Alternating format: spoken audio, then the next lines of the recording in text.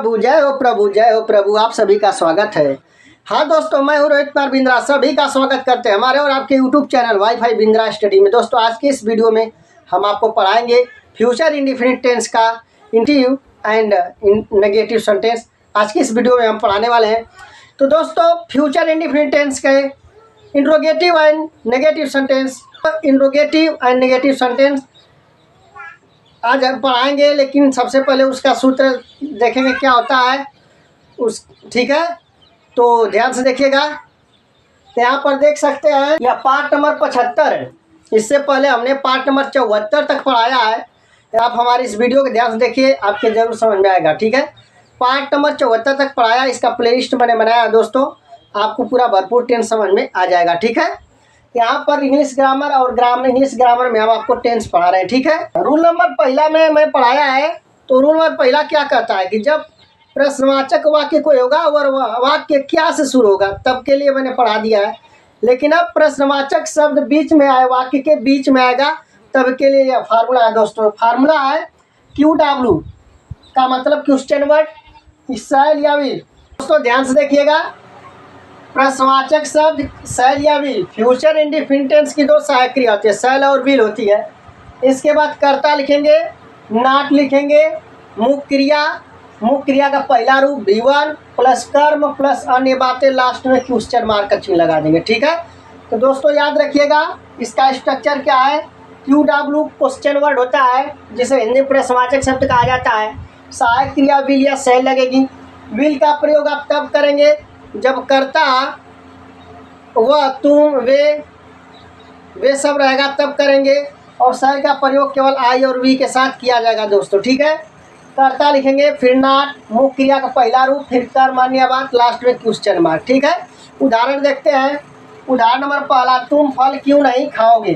तो सबसे पहले बीच में प्रश्नवाचक शब्द आया, तो सबसे पहले इसकी अंग्रेजी आप लिखेंगे। तो इसकी अंग्रेजी होती है वाई। ठीक है दोस्तों, वाई। सूत्र ये हो गया प्रश्नवाचक शब्द। इसके बाद नंबर आता है सहायक क्रिया। तो शैल का प्रयोग करिएगा कि विल का प्रयोग करिएगा दोस्तों, हम आपके बताएंगे।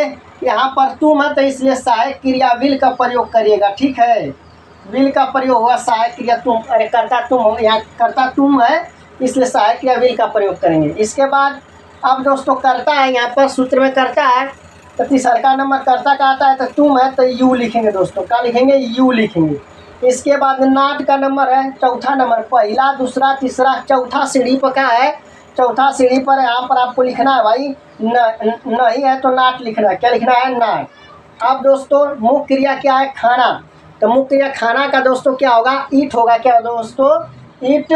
और क्या खा रहा है, फल खा रहा है दोस्तों। तो फल का अंग्रेजी फ्रूट्स होता है दोस्तों। यहाँ पर लिखेंगे FRUITS, फ्रूट्स क्वेश्चन मार्क। ठीक है दोस्तों, तुम फल क्यों नहीं खाओगे, इसका अंग्रेजी क्या बनेगा दोस्तों, ध्यान से देखिएगा। इसका अंग्रेजी बनेगा why will you not eat fruits. ठीक है, why will you not eat fruits. ठीक है, अब अगला उदाहरण देखते हैं दोस्तों। बच्चे कब नहीं रोएंगे, बच्चे कब नहीं रोएंगे। तो दोस्तों इसका अंग्रेजी बनेगा, सबसे पहले कब का अंग्रेजी लिखेंगे। सूत्र क्या करता है, क्वेश्चन वर्ड। तो वहाँ प्रश्नवाचक शब्द कब है, तो इसका अंग्रेजी वेन होता है, वेन। ठीक है, प्रश्नवाचक शब्द। फिर सहायक क्रिया शैल या विल है।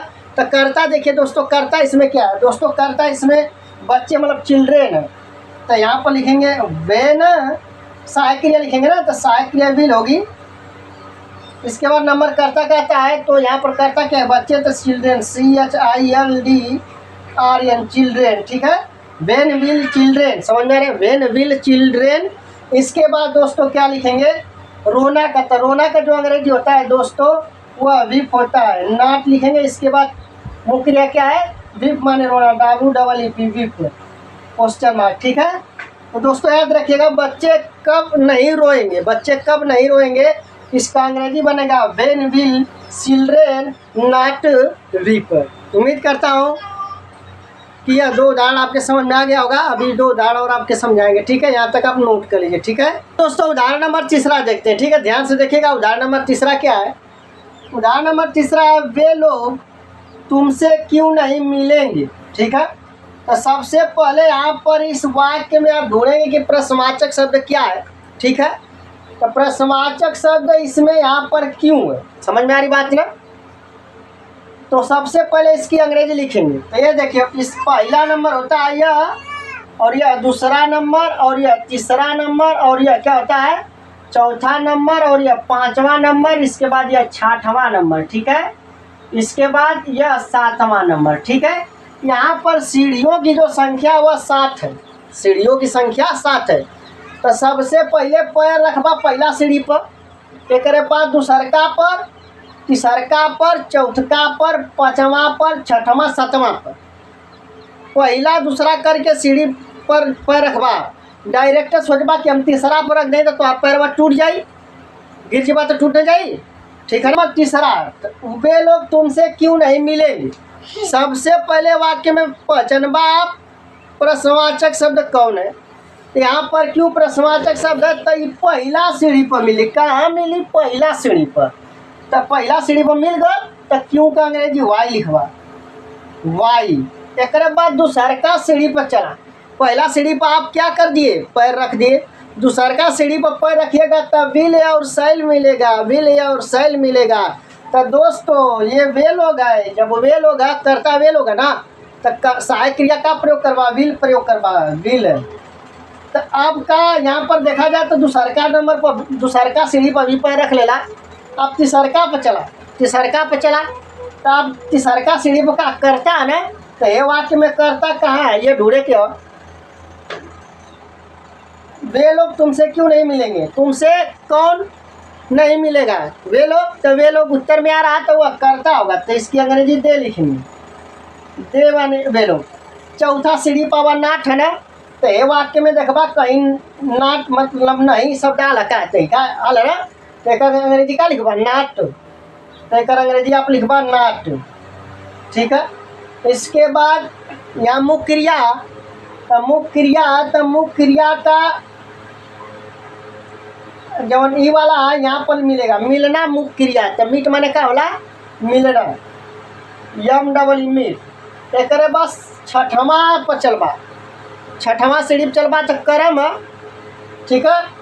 तो ओकर कर्म का तुमसे मिलना, तो मीट यू, तुमसे का अंग्रेजी क्या होगा दोस्तों, मीट यू। और लास्ट में सातवां सीढ़ी, लास्ट में तो यही लिखेंगे, बाकी क्वेश्चन मार्क लिखिए, ठीक है।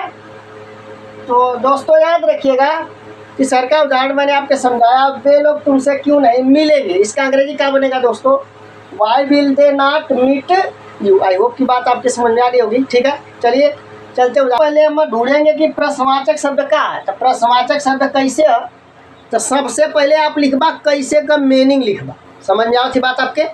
तो कैसे का जब मीनिंग होला याद रखिए, हाँ बोला, हाँ मैंने क्या होला कैसे, तो हाँ लिखबा हाँ। इसके बाद पहला सीढ़ी पर पैर रख देला, अब दूसरका पर रखबा तो शैल और विल मिली, दूसरके सीढ़ी पर पैर रखबा ना तो विल और शैल मिली। तो अब यहाँ करता तुम है, तो तुम के लिए सहायक क्रिया विल का प्रयोग करेंगे, तो हाँ विल हो जाएगा। इसके बाद तीसरका सीढ़ी पर पैर रखेंगे तो कर्ता मिलेगा। ये पूरे वाक्य में कर्ता कैसे पता चलेगा, तुम वहाँ कैसे जाओगे, कौन वहाँ कैसे जाएगा, तुम। तो तुम उत्तर में आ रहा, तो इसकी अंग्रेजी यू होती है, तो तुम कर्ता का लगा। इसके बाद अगला नंबर पर जब जाएंगे तो यहाँ पर नाट मिलेगा, चौथा सीढ़ी पर तो नाट नहीं है। तो इसमें मुख्य क्रिया क्या है, जाना, क्या है दोस्तों, जाना। तो गो और वहाँ का मतलब देयर, गो क्या बनेगा दोस्तों, गो देयर, ठीक है। तुम वहाँ कैसे जाओगे, इसकी अंग्रेजी होगी how will you go there, ठीक है।